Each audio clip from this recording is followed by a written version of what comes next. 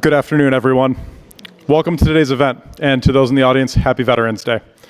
Today's event is titled The Next Senior Senator from Illinois, a Veterans Day conversation with Senator Tammy Duckworth. I'm Nathan Held, and I'm a first-year Master of Public Policy student at the Harris School of Public Policy here at the University of Chicago. The 2026 U.S. News & World Report, #1 college for veterans in America. Thank you. I'm a member of the Graduate Student Advisory Board at the Institute of Politics, and I'm active in several student organizations across campus, including the Military Affiliated Students of Harris, or MASH, which is part of the Office for Military Affiliated Communities at the University of Chicago. I'm originally from Rockford, Illinois, and before coming to UChicago, I was nominated by Congressman Don Manzullo, the then 16th Illinois Congressional District, to attend the United States Military Academy at West Point, where I graduated in 2011. Upon graduation, I commissioned as a field artillery officer. I served in a combat deployment to Kandahar Province, Afghanistan during the global war on terror. And it's an honor to introduce a fellow combat veteran and the soon-to-be senior senator from the state of Illinois, Tammy Duckworth. Senator Duckworth's distinguished career in public service has inspired countless veterans, including myself. She's a combat veteran, Purple Heart recipient, and one of the first Army women to fly combat missions in Iraq. I'm sure she would say the most important thing, she's also a mom. And to my mom watching, hello. She is a tireless advocate for veterans and military families, and today in the U.S. Senate, she is a member of the Senate Committee on Armed Services, the Senate Committee on Foreign Relations, the Senate Committee on Commerce, Science, and Transportation, and the Senate Veterans Affairs Committee. Moderating our conversation today with Senator Duckworth is Jennifer Steinhauer, Senior Director of the Speaker Series and Pritzker Fellows programs at the Institute of Politics. Jennifer is a journalist, formerly with the New York Times, and someone deeply engaged in bridging journalism, policy, and public service. She's the author of The Firsts, the inside story of the women reshaping Congress, and previously covered Capitol Hill and Veterans Affairs. Before we begin, please take a moment to silence your phones.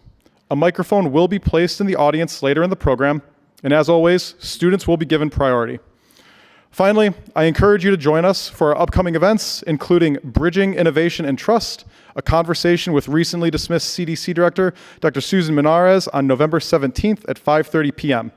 Please visit politics.uchicago.edu for more information. And now, please join me in giving a warm Land of Lincoln welcome to Senator Tammy Duckworth and Jennifer Steinhauer.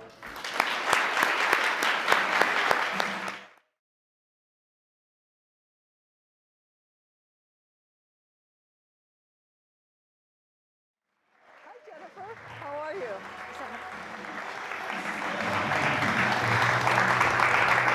Hello. Hi. Welcome back to Hyde Park. It's good to be back. Hi, everybody. Thanks so much for being here with us today. We have a lot to cover in a short period. We've got your service, we've got Chicago, we've got Illinois, and we've got Washington.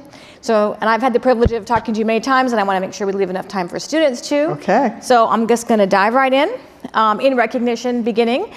First off, that this is Veterans Day, and you are among the most visible veterans in Congress. I think you're one of 9 women veterans serving in Congress in 2025. I think that's the largest in history. Largest, yep. Only 2 in the Senate. Yep.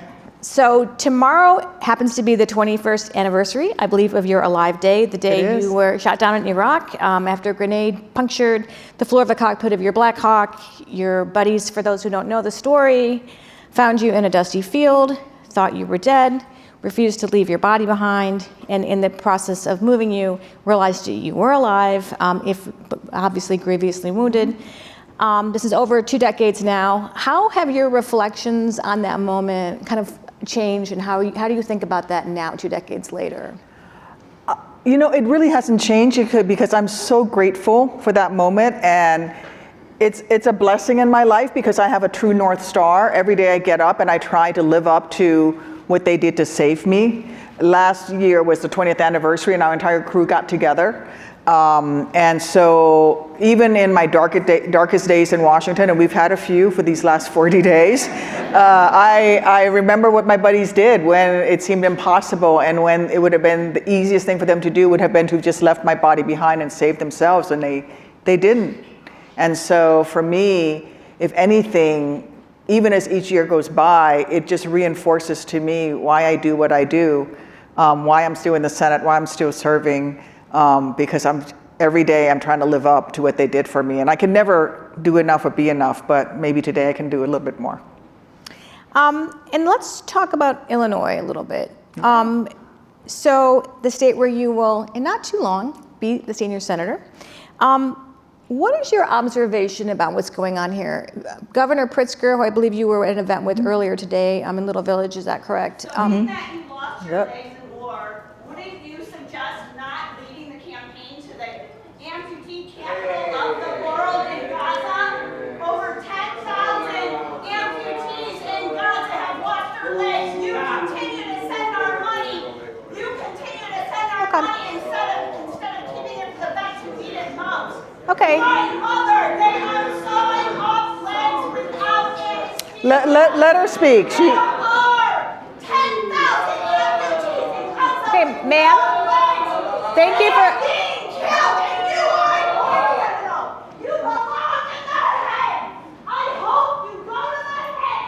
They are sawing children's legs out without anesthesia. You are a war criminal. You don't care about that. If you did, you would stop sending money. Even for the vets who need it most. So she's doing what I fought for, which is expressing her First Amendment right, and I am pleased that she's doing it, and that's what we need more of.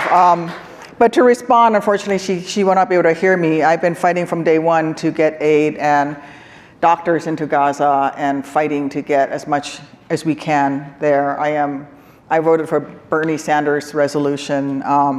It is absolutely a war crime what's happening in Gaza, but at the same time, we can't forget that we still don't have all the hostages, Israeli hostages, home to their family members either. It's a tough situation. Do you feel like the mood about that topic has shifted in Washington with the new administration, or even just in the past 6 months because of the various dynamics?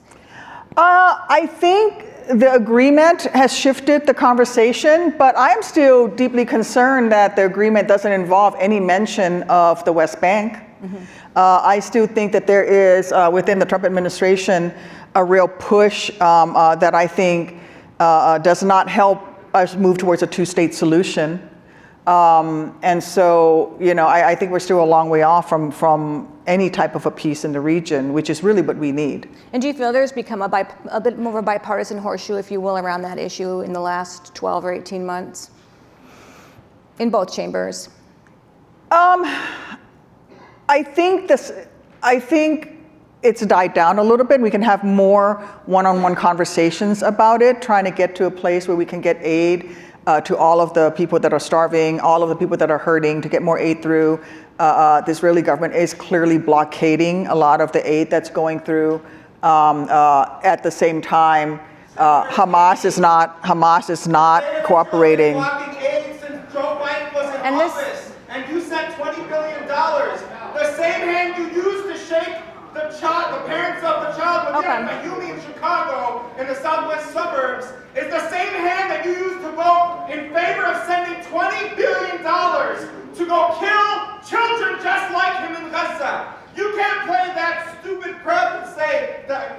Okay. Be gentle. I want to pivot back to Illinois. You're not on the right side of this, Tammy. You funded a genocide, and we're going to continue. You're at the University of Chicago, and we're a free speech campus, but I want to extend that to you also to have your free speech. So at the same time, you have in Hamas an organization that has as its core mission the destruction of Israel, which is also not acceptable. And it's been interesting to see.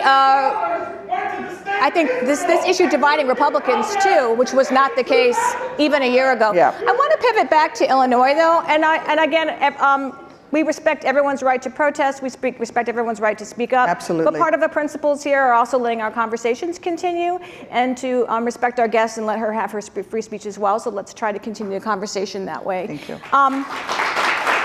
So we're here in Illinois. As I was saying, you were with Governor Pritzker in Little Village. I want to talk about what's going on with ICE here. It seems like Illinois is not a state that is normally exactly in the national spotlight politically, historically. And now it's kind of viewed, certainly by the Democratic Party, he's sort of viewed as sort of almost, I don't want to use this word lightly, but kind of like almost the resistance governor. And, Yes, very much so. And therefore the state is as well, being at the epicenter of some of the ICE actions, but also in his posture against all kinds of things with Trump. What's your observation about that, both as a senator in the state and as a Democrat? I am very proud that Illinois has become a sanctuary state in so many ways, that we've become a beacon of hope for so many groups. I mean, even just at the start of the Trump administration, I was dealing with IVF, I was dealing with women's reproductive health care, even during the Biden administration, when you had these six-week abortion bans all over the country, women were coming to Illinois, still are, getting on buses from Texas and coming here, not just to have access to abortion care, but also to have access to things like having an IUD implanted, because doctors are afraid that if they implant an IUD in a state that has defined a human being, a fertilized egg as a human being, that they could be prosecuted. And then the fact that we have all of these fertility doctors moving to Illinois, women's health doctors moving to Illinois. So I was really proud of that.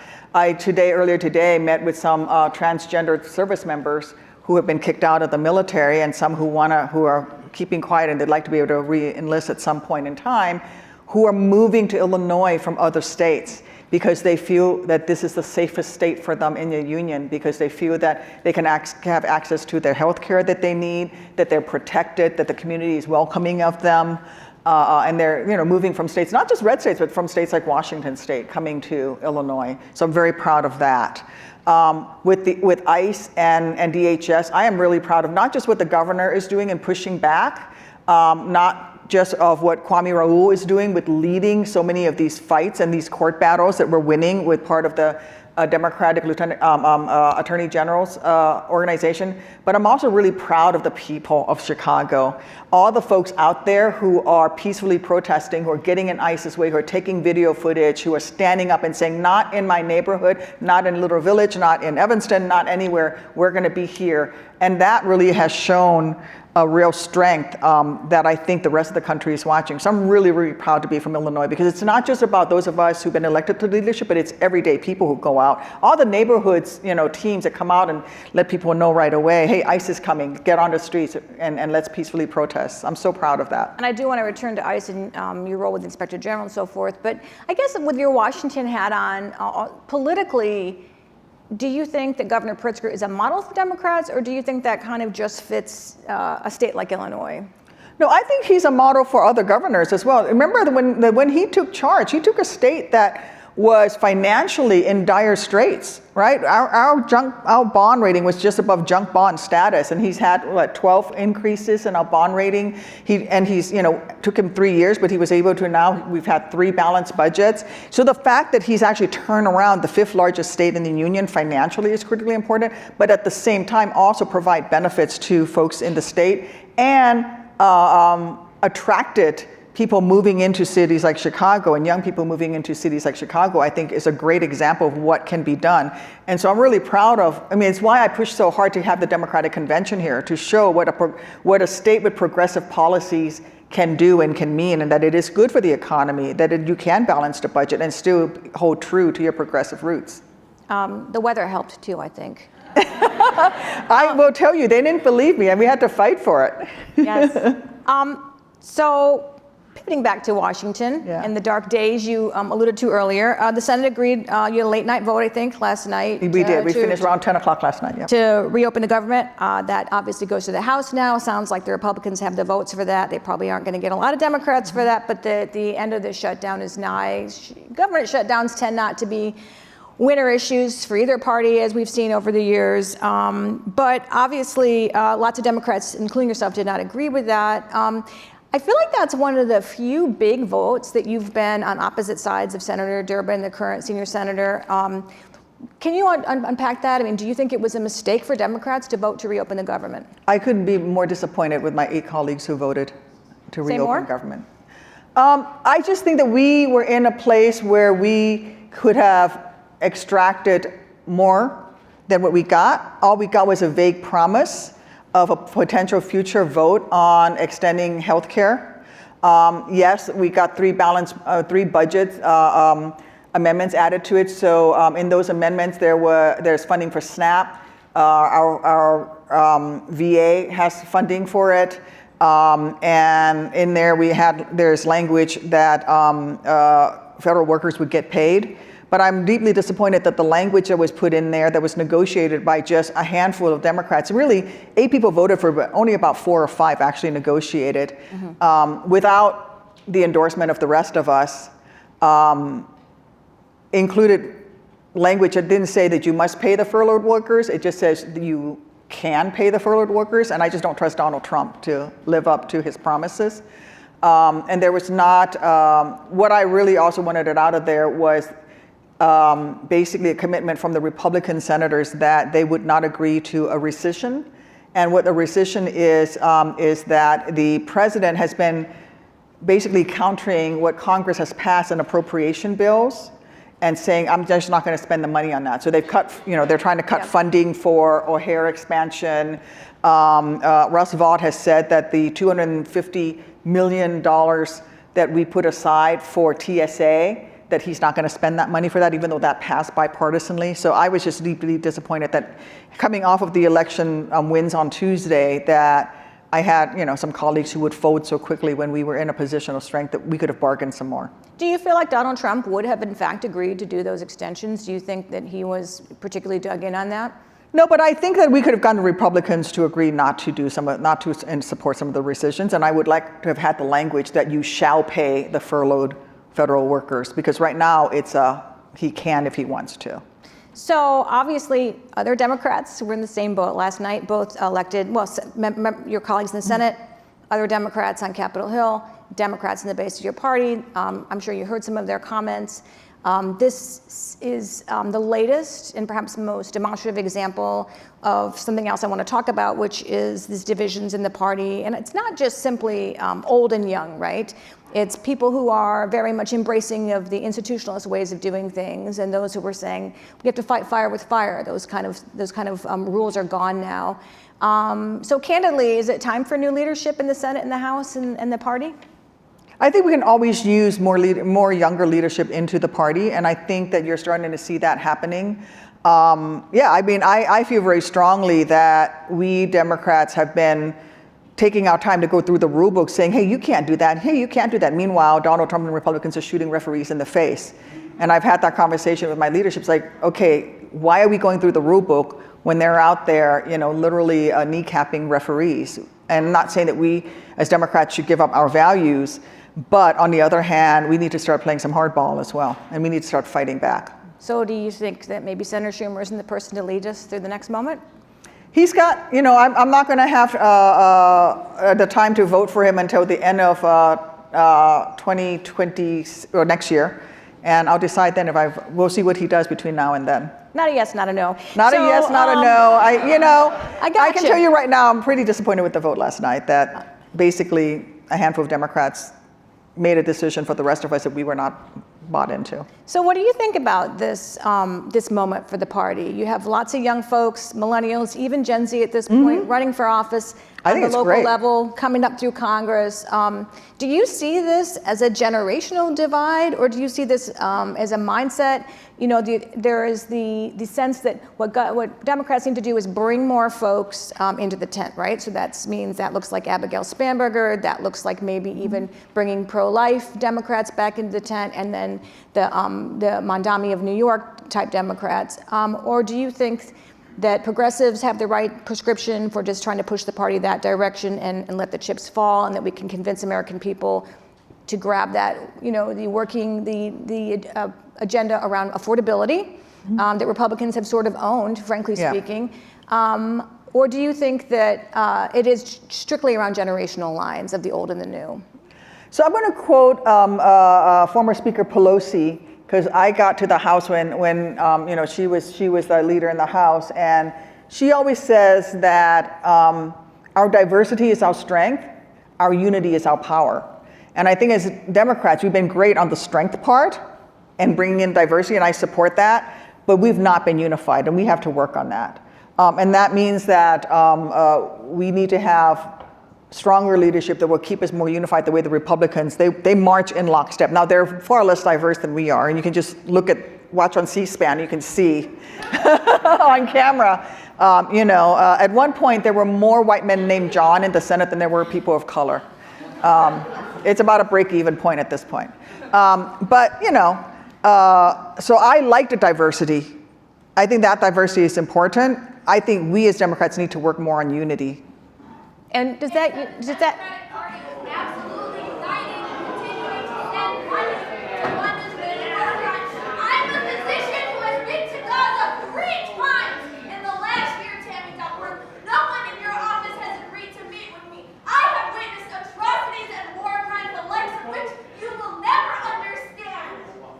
You have signed off on Israeli war crimes. I pulled shrapnel out of children who were amputated, funded by my American dollars. Don't stand here and tell me you appreciate diversity when you do not listen to your own constituents. I will see you prosecuted for that. So back to Democrats. Do you think when you talk about unity, what does that unity look like politically? In other words, is the unity politically diverse but unified in policy, or what does that look like? I think we need to pick a few issues that can span our diversity, affordability, healthcare, those things that we all can agree on, and really work on those issues and not let other issues start to splinter us. And I think that there are enough issues like healthcare that we should be rallying behind, talking to the American people, because American people keep telling us over and over again, it's about the economy, it's about affordability, it's about healthcare. So let's stick with that and talk to folks. And then have the breadth within the party to allow red state Democrats to be red state Democrats, right? And allow people to vote the way they need to for their state. But at the end of the day, Democrats have to stand up for something. And I think we've always been the party that has stood up and talked about the fact that healthcare is a human right. And we need to just stick with that as one of the top issues. Let's go back to DOD. I've obviously watched, as many people probably have, watched you grill some officials in committees this year. What is your observation about Pete Hegseth's leadership in the Department of Defense? And perhaps that's a subtle question, but what is most striking? I mean, sometimes we look at things as communities, as reporters, and think that's unprecedented, this is norm breaking, and it actually isn't, right? I mean, maybe, Barack Obama did some of these things, drones, for example, things that people find surprising or outside of the norms, historically are not necessarily so. But what are you seeing now that is surprising to you, and I know that has frustrated you in your position as on that committee? Well, Pete Hegseth is the least qualified Secretary of Defense in our nation's history, right? He was actually relieved from guarding Washington, D.C. on January 6th because his superiors felt that he has white nationalist tattoos, basically, and said that they did not feel comfortable with him being on the streets guarding the city, and so they actually took him off of that duty, and then he left the National Guard soon after, and the largest budget he ever managed was $13 million, and he so badly mangled that budget, they had to bring in forensic accountants to figure out what he did at this not-for-profit that he was the head of. And that's who they put in charge of the Department of Defense. And frankly, what he's done that's unprecedented has been the level of politics he's injected into the department, the willingness he has to basically undermine the readiness of the force to push a political agenda, whether that is anti-LGBTQ, whether that is anti-women in military service, whether that is even his push to not allow African-American men the shaving policy because of, to allow them to have a bit of a beard because you can actually have ingrown hairs. And that was something that was medically decided. So all of this stuff, it's just all of this political non-military baggage. And frankly, the fact that he has injected so much politics into the Department of Defense degrades its readiness and the American people's trust in the DoD. And that bothers me a lot. Have you had conversations with women who've been removed from the armed forces or are worried about that or are worried about their careers? Oh yeah, and also members of the trans community. I mean, he was willing to kick out and has kicked out people that it cost you and I $500,000 to train a pilot, and well qualified. I mean, he's kicking out people who are more qualified for their jobs than he is of his, and he's kicking them out at a time when we had recruiting challenges, when we have a real need to actually be making investments in the DoD. And I mean, renaming the Department of Defense Department of War, by the way, costs $2 billion. Oh, that's interesting. $2 billion is what that's going to cost. So spill a little tea here, because you're on a committee that was historically pretty bipartisan in a lot of its actions, and I know what happens when the cameras are in the room. But what are your Republican colleagues behind the scenes expressing concerns about his leadership as well? I think there's a little eye rolling, but that none of them are willing to stand up to Donald Trump at this point. I say that my Republican colleagues have become invertebrates. They've lost their spine and they're hiding in their shells. But are they concerned about military readiness and other real national security issues as a result of his leadership? Occasionally, I see glimmers of that. We had a briefing on the shooting, the drone attacks on the Venezuela boats, and I was quite pleasantly surprised that quite a few of my Republican colleagues questioned the legality of it. Mm-hmm. And are you able to have bipartisan relationships at this point in the Senate? I do. I do. I have some that are very strange bedfellows types of relationships, and then I have Republicans that I never vote the same way with them, but I can go to them and ask for advice, and they ask me for advice, and we try to negotiate. So I got quite a few things in the defense budget, for example. I got funding for IVF for military troops. And I was able to navigate how to get that done in a way that we could do it for the voice vote, that the Republican chairman would allow the voice vote to pass. But it also allowed my Republican colleagues not have to put their names down as they voting yes for it. But that was part of like negotiating back and forth behind the scenes with them to get to a point where I could get that passed. Well, one area of bipartisan comedy, if you will, was always with the women in the Senate. I guess, what are you at, about 20% at this point? It's always a very small group of people at any given time. But there are always warm relations there, and there was a lot of support, and I know you all had dinners together. That was a tradition that was started years ago, I think, by Barbara Mikulski, the former senator from Maryland. Does that still happen? No, the last women's senators dinner I went to was 2021. Wow, really? So that Yeah, tradition's completely gone. and that was hosted by Kamala at the vice president's residence. But before that, we used to take turns. Each female senator would take turns hosting the dinner. And the last time I hosted one was about 2018, and we haven't had one since. And you were the first senator to give birth while in office. Yes. And I do remember, I think I was a reporter when there was the fight to bring your newborn to the floor. Mm-hmm. Seemed like a bit much ado at that time. There's did. other kinds of crying on the Senate floor, as we remember, that people Yeah. didn't seem to think that was going to be too much of a problem. Again, looking back on that now, does it seem like you can't believe there was that much drama over that? Are more women feeling comfortable about doing things like that? What's happened in the interregnum? What's really hilarious is that more men have brought babies onto the floor since then, because than the women have. So that was a real generational shift, because what happened, and that was actually a bipartisan thing. When I got pregnant, and in the Senate, there's no remote voting, so you have to go onto the floor to vote. But I can't vote from one of the places that you can stand and vote from the back and not have to go onto the floor, because it's steps to get up to it. And so the only way that I can get to the floor is one way in that's wheelchair accessible. So I knew that I would have to bring my baby onto the floor in order to vote. I couldn't even give birth here at home in Chicago. I had to give birth in DC, because I knew they would need me to vote. And so as soon as I was pregnant with my daughter, I started working on this. And it was definitely a generational shift. Orrin Hatch was chairman of the Rules Committee, and he kept asking me questions like, well, what is the baby's dress code going to be? And will she wear a hat? Because no hats are allowed. I'm like, She's gonna be wearing a onesie. I could put a blazer on her, I guess, because she's supposed to wear a blazer, but no hats. And like, she won't be wearing shoes. She's got footy pajamas. I mean, just like the most ridiculous questions. And finally, one of the Republican women came up to me and she's like, Tammy, what they want to know. Okay. What they're.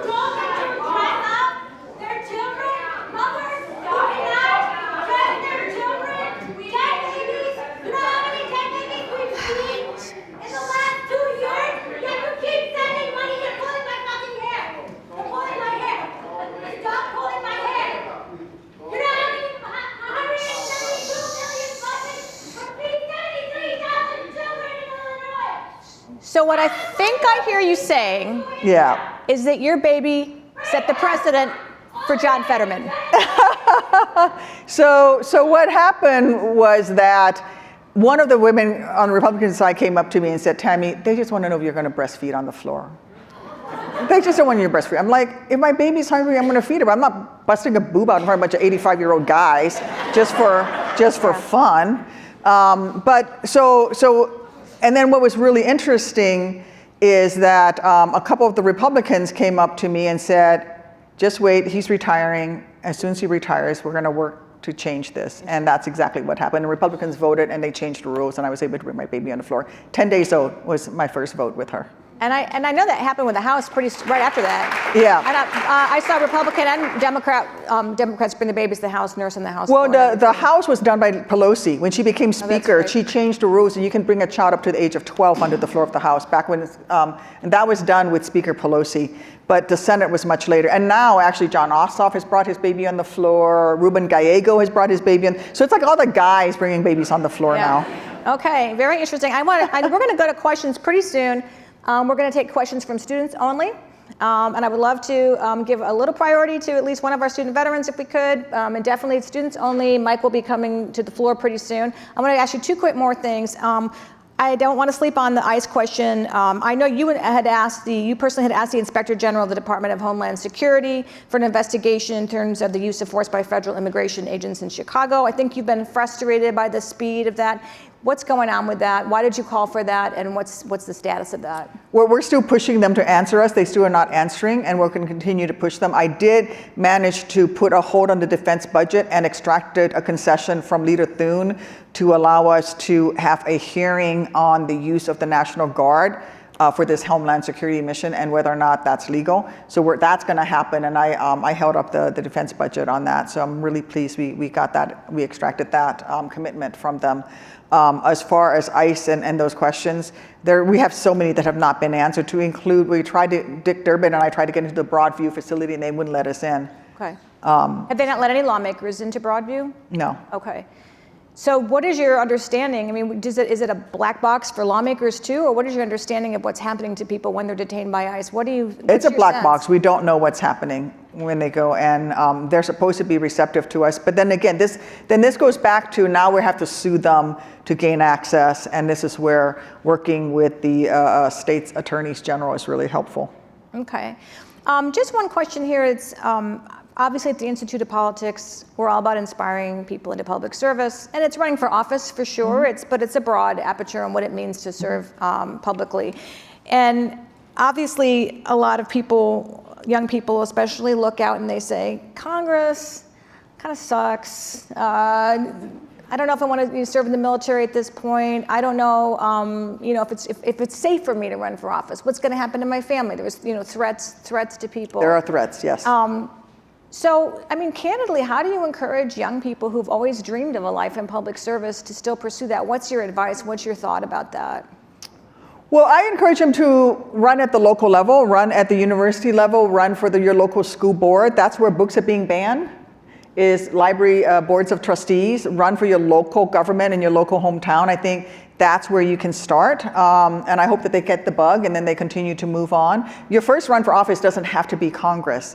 It can be something very local where you actually can see the outcome of your activism right away. And in fact, that is some of the most hotbed contested races that are happening, because the Koch brothers, their foundation was investing in local school board and library boards of trustee races, and where a $5,000 donation makes a difference. But again, that's where books are being banned. That's where your local school board is who decides about whether or not transgender kids can play sports. It's who decides whether you teach human development, reproduction, whether you teach flat earth theory. All of that stuff is happening at your local schools. And so that's where I tell people, start running for office. You have to participate. You have to be part of this democracy. This democracy is hard. It's not an easy thing. If we want to enjoy the fruits of this democracy, then we all have to give something and be part of that. And so like everybody here being in this room, this is part of that democracy. There's a lot of people not participating in this right now. Being in this discourse is important. And then having these conversations later on is also important. Okay. So we're going to have line up for questions. I'd like to, as I said, limit it to students. The mic is right here in the center. We have interns that are helping with that. You can go up to the mic in the center.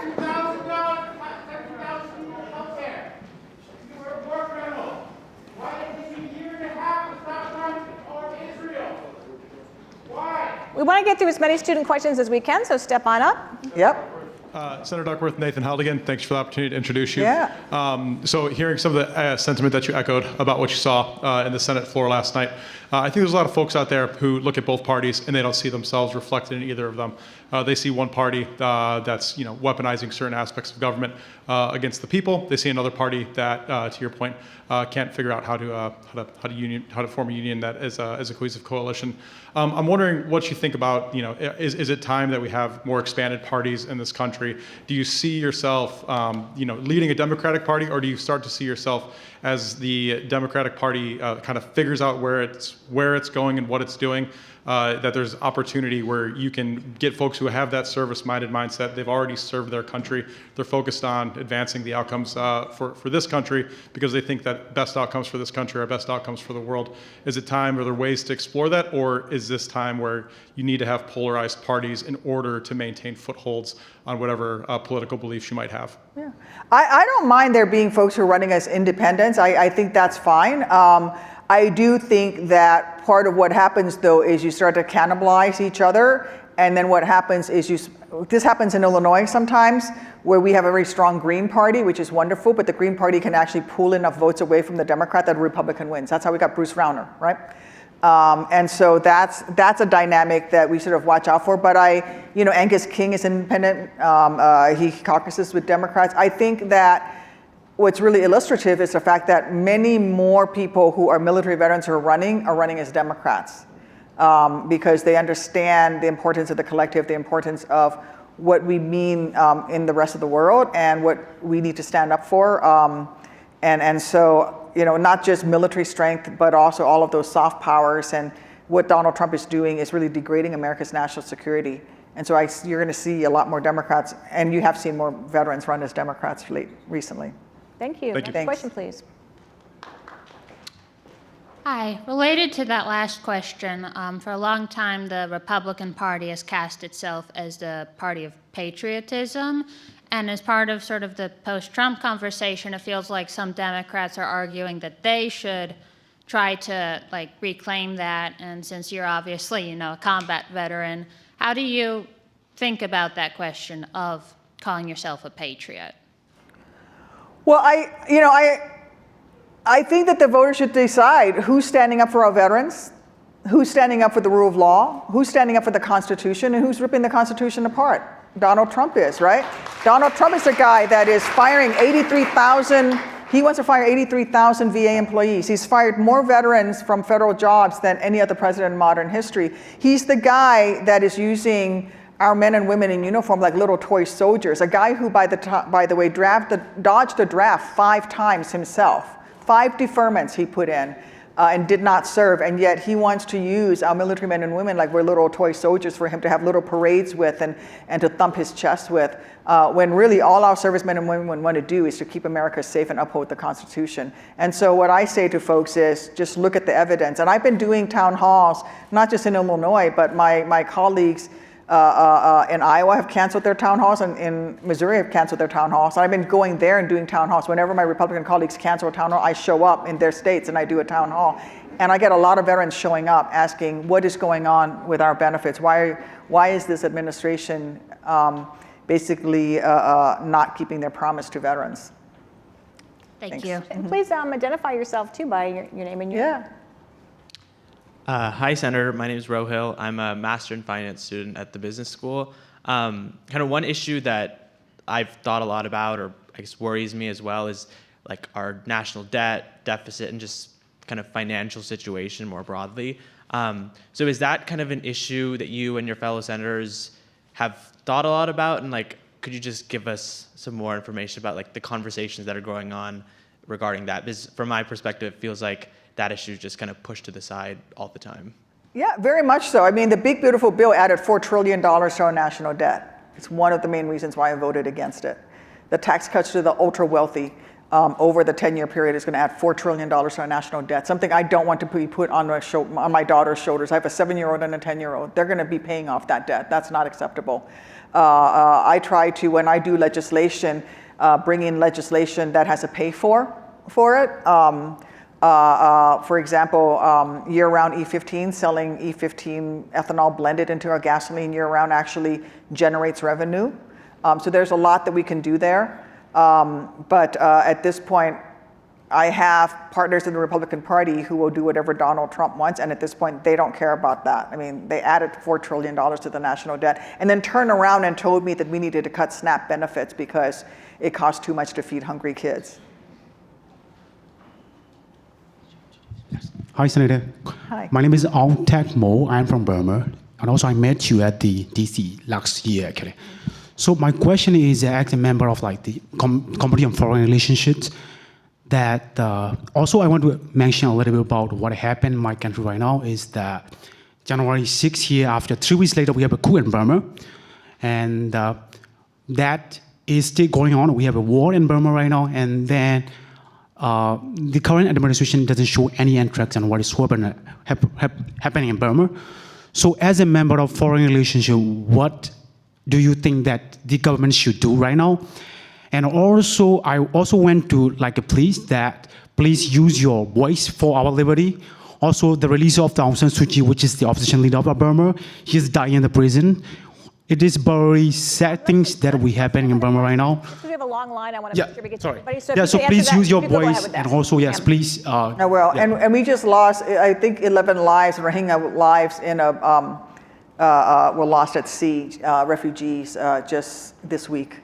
It is a real tragedy that's happening. We should be putting pressure on our ASEAN allies to help solve this issue, especially Thailand. For example, Thailand does not give a documented status to Burmese refugees that are in Thailand. They are stateless people. They should be getting some sort of a status so they can work. And yes, we need to address this issue. But this is an issue where I think the U.S. should be helping to fund through programs, USAID, that sort of thing, but also work with our allies in the region. Step up, please. Hi, my name is Rosie. Thank you so much for speaking today and for your service.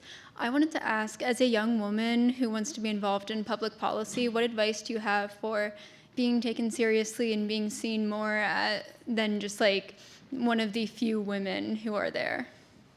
Yeah, I think showing up and rolling up in your sleeve and jumping in. I mean, you can certainly jump in. It's campaign season. You can jump into campaign season. I will tell you that all of my top staff members started as unpaid volunteers in my office and have worked their way up all the way. You know, literally unpaid volunteers, paid volunteer, intern, and worked their way all the way up. And now that's who my chief of staff is, my deputy chief of staff. All of One of the things that's really interesting in Senate and congressional offices is that you can actually, as a young person, get to a very high level fairly quickly, just within 10 years, and rise very quickly. But it does take a lot of work, and it does mean that you need to just roll up your sleeves and get involved during the campaign season. Thank you so much. You're welcome. Hi, my name's Akshay Kirthi. I'm a third year in the college majoring in biology. Senator, over the past 3 years, you have voted in favor of giving over $150 billion to Ukraine to defend its border against Russia, all while in 2019 you introduced a bill co-sponsored with other Democrats to reverse Trump's 2017 executive order authorizing the construction of a border wall, which was estimated to cost $21 billion at the time. Why is it in America's interest, according to you, to give hundreds of billions of dollars to protect the borders of a country halfway around the world, but not to protect our own borders from millions of people illegally entering the country and hundreds of thousands of pounds of drugs? So I have voted in support of, and would have voted in support of the bipartisan immigration reform bill that Senator Langford negotiated at the end of last year, which included doubling of the number of Border Patrol agents and also additional monies for more border walls, as well as electronic monitoring. I was fully supportive of that. I was never given a chance to vote on that. I voted for more border security in the past. The reason that I supported the funding for Ukraine is easy. Article 5 of the NATO treaty. The next country in the line after Ukraine is Poland. We are a NATO ally with Poland. Should Ukraine fall and Poland is attacked, we are obligated to defend Poland. And Illinois National Guard has been training the Polish military for 35 years. We have Illinois National Guardsmen in Poland right now. This is about making sure that we don't send more US troops into the field in order to fight Russia. And also because Ukraine is a nation that is fighting for its survival and we need to support them. This is about the security of Europe, but it's also in America's national security because we have a treaty obligation. As far as the border is concerned, I'm all for that. I'm all for more Border Patrol agents. I'm all for all of that. But I also think whatever we do with immigration policy, I have three things. It needs to be practical, it needs to be humane, and it needs to be fair. Finding 12 million Americans and incarcerating them is not practical. Separating families and babies from their parents is not humane. And if you want to be fair, then let's create a pathway for people to become citizens or to get a work permit so that they come out of the shadows. We deport the felons. We get rid of the violent offenders. But then let's allow people to say, go to the end of the line, pay fee, fines, penalties, whatever it is, because they did violate the law by coming here undocumented, but then have a pathway to citizenship. I have a bill right now that says that if you serve in the military, if you serve one tour honorably, then you can get a green card. These are all ways that you can become citizens. That's what we need to do. We need more border security. We need to go and we need to make sure that we set up more offices in Guatemala, in Mexico, in places so that people who are fleeing don't have to cross the border. They can go to those offices. Guess who cut funding for that? Donald Trump cut funding for that. So there is a comprehensive way to move forward, and we can do that. But we should not be doing it by trying to lump everybody together and pulling people off the streets of Chicago and kidnapping them without due process off the streets of Chicago, which is what this Trump administration is doing. According to DHS own data, less than 13% of the people that they've deported in the Trump administration so far have had a felony conviction. The rest of them have not had, that's DHS data, that they put that out. Less than 13% have had a felony conviction. Everybody else has not had a felony conviction. That's who they're deporting. That doesn't help us as a nation. They were all in the country illegally. I'm tempted to ask you a Ukraine follow-up, but I'm not going to. I'm going to resist. So go ahead. Next, please. Senator Duckworth, thank you. My name is Luke. I'm a master's student at the Committee on International Relations. The last time the United States formally declared war was in World War II. Since then, we've seen a soaring military expenditure budget, yet no formal declarations of war. You touched on Venezuela earlier. What do you think the history tells us about the future of the role of Congress and the military and wars from the United States? And do you think that the military budget needs to reflect the utility of the U.S. armed forces? So I think that what it tells you is that members of Congress are cowards and are not willing to actually go and vote yes or no on declaring war, and would rather let the executive branch make that decision so that they can hide behind not having to vote for it. And I think that is actually a ceding of Congress's power and responsibility to the American people. It's one of the reasons why I decided to run for Congress, because of the abuse of the AUMF, the authorization for use of military force, by both Republican and Democratic administration. I fought with the Obama administration on this, their abuse of the 2001 AUMF and 2003 AUMF. I fought hard to end those. And so what I've learned is that both Democratic and Republican executive branches will exploit unless Congress does its job and stands up and makes very, very strong statements on what is war and what is not. It's why I ran for Congress. And I've often said this because I want to be there in that Capitol talking about what the true cost of war is the next time the drums of war sound. And you have a lot of people who like to beat the drums of war but don't really want to pay for that war. And that cost of that war is more than just the guns and ammunition of the war itself. It is the cost to our military men and women and the veterans that we're going to be taking care of for the rest of their lives. And we, the American people, need to know what that true cost is before we decide to go to war again. Let's try to get through one or two more. Hi, Senator Duckworth. I'm Alan Zhao. I'm currently a Booth student at MBA student at Child Booth. I had a question more on like what sort of like industrial policies have you like encouraged to bring more small businesses and advanced manufacturing back to the Midwest? I just have a personal interest in this area because I have a computer science degree too. Yeah, so what happened with the IRA, the Inflation Reduction Act, and some of the bipartisan infrastructure law is we put a fence around imports from the PRC because we're trying to fix our broken supply chain. And what I've been spending a lot of time doing is actually traveling to countries that are treaty allies, like Japan and South Korea, to work with them on let's fix America's broken supply chain by working with those allies to build for the US market. And so, for example, we're talking to Korean companies to help build solar panels in friendly third countries like Thailand, for example, for the US market, with final assembly happening in the US so that we can still create American jobs. I've been working on the quantum hub. Chicago is named, we won the competition from the Department of Energy to be the quantum hub of the Midwest. I was just in Japan, had a great meeting with the Toshiba CEO about bringing those investments into the Midwest so that we can actually lead in quantum technologies, and then also sustainable aviation fuel and biofuels for the future, as well as nuclear power for the future. So really working with our allies to bring investments back to the US in a sensible way. Some things we will never be able to manufacture here, but that's why you have friendly third nations that we can go to that are also treaty allies, like I said, like Thailand or countries that we've worked with in the past that can certainly be a place that can do some of that basic manufacturing and then finish the manufacturing here and making those investments in the US. Thank you. Thank you. Step up, please. Hi, my name is William Foster, and I'm a fourth year in the college here, and I wanted to ask a question about the government shutdown and the messaging surrounding that. Historically, the minority party in Congress generally saddles most of the blame of the government shutdown in terms of public opinion, but this time around, the Democrats have been able to sort of flip that around, and Republicans have received most of the blame in terms of public opinion. What do you think about this shutdown in particular has made that possible? Well, they own all three branches, and they're the ones that chose to shut it down because they could actually have negotiated with us. We didn't have a single sit down with the Republicans in the 40+ days that we were in the shutdown. The last meeting we had with President Trump was before the shutdown, and the Republicans refused to negotiate with us. And I think we got that message out by saying, we're ready to meet. Here are all the things that we're asking for. We would love to negotiate, and they never negotiated. I think it also helped that Mike Johnson basically disbanded the, sent them out of session, and they haven't worked at all. And so, how can you negotiate to reopen government when there's nobody there to negotiate with? But the American people knows they control the White House, they control the House of Representatives, they control the Senate. Thank you. Thank you. Let's try another. Hi, Senator Duckworth. My name is Rishabh. I'm a second-year MPP candidate here at UChicago, and I'm actually also an intern with your Chicago office.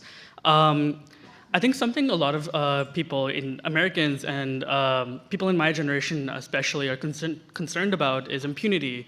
This is something that's a problem both domestically with Trump's abuses of power, especially with ICE, but also abroad with Gaza, with Sudan, with the DRC, Myanmar. We see abuses of power and impunity, particularly when it comes to atrocity crimes in many of these countries and in the US itself.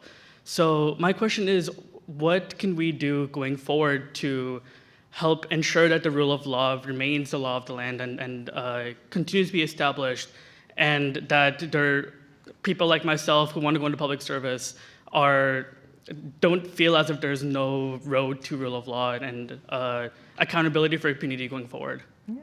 I think it's the pushing back, right? When you see people that are overstepping their power. I mean, with what Trump administration is doing, what Kwame Raoul is doing with pursuing with all of these lawsuits, what neighborhood watchers are doing, standing up to ICE that are trying to come out and kidnap people. There is real activism that's happening right now that I think is really good, and I think that continuing to participate civically is critically important, and then also getting people to turn out to vote. Voting matters, and if you don't vote, then you vote for the status quo, and certainly you